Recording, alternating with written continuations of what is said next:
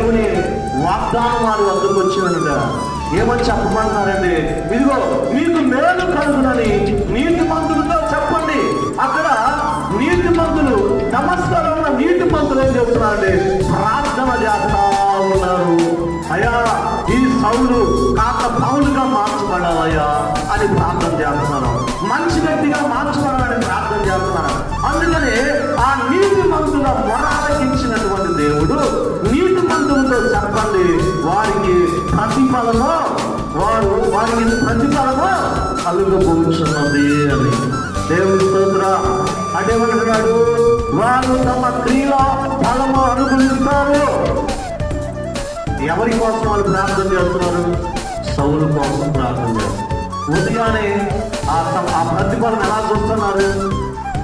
ఇతడు సౌలేనా అని ఆశ్చర్యంగా